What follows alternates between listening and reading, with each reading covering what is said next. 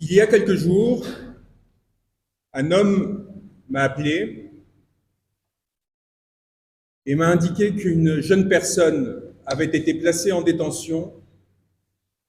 parce qu'elle avait eu le courage, la décence de critiquer l'impérialisme français et ses velléités d'invasion du Niger.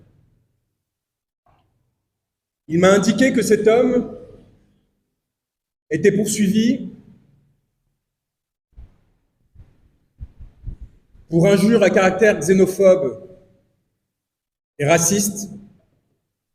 dans un pays qui a vu se perdre 2 millions de corps du fait de l'impérialisme, du colonialisme et de la traite négrière. Il m'a enfin dit que cet homme était noir. Et j'ai alors ressenti la violence et la douleur du fouet qui s'appliquait sur un corps que l'on cherchait une nouvelle fois à dresser, à dompter, en utilisant pour cela les mêmes arguments et les mêmes instruments que la puissance coloniale utilisa pendant des décennies sur ce territoire pour faire taire tous ceux qui appelaient à la dignité et à la liberté. Je me suis alors demandé si cet homme vivait dans un pays qui était une colonie française. Et je me suis interrogé sur la persistance de colonies françaises. J'en connais quelques-unes dans les Antilles. D'ailleurs, un président, en ce moment, y est invité par un empoisonneur, un homme qui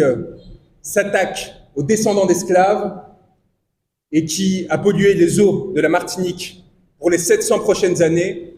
afin d'en tirer profit, un homme qui souhaite exporter son poison ici.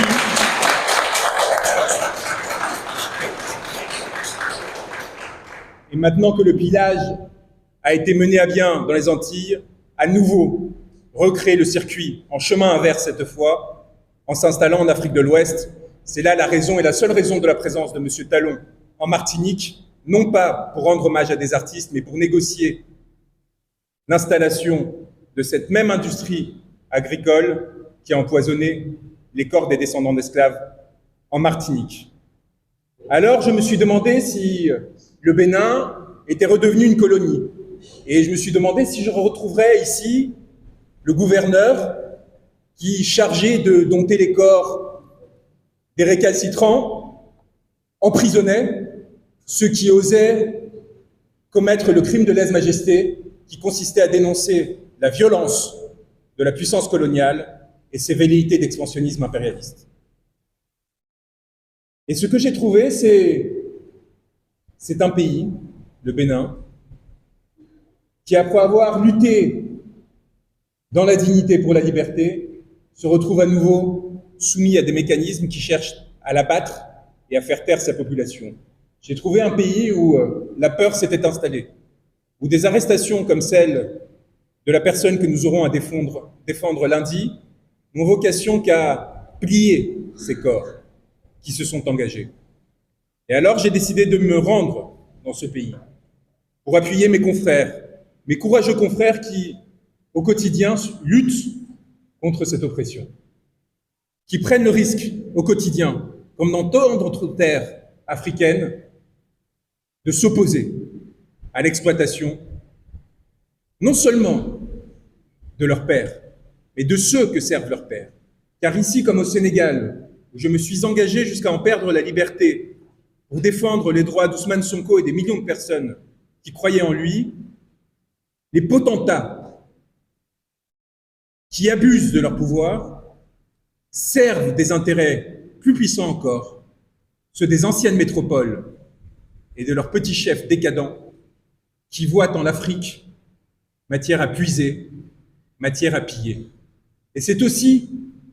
pour sauver l'honneur d'un pays et d'une population qui, elle, souffre également à quelques milliers de kilomètres d'ici, dans ce que l'on appelait la métropole, en France, des mêmes prédations. Une population qui n'en peut plus d'être représentée par des fats, par des ingrats comme Emmanuel Macron, qui se sont organisés avec des oligarques, de la même façon que sur ce territoire, pour prendre le pouvoir, au peuple français, c'est pour vous rappeler qu'il y a un peuple qui sera, le jour venu, solidaire de vos luttes et qui se tiendra à vos côtés pour participer à votre émancipation, comme elle-même, comme lui-même cherche à mettre en œuvre son émancipation, que j'ai décidé de venir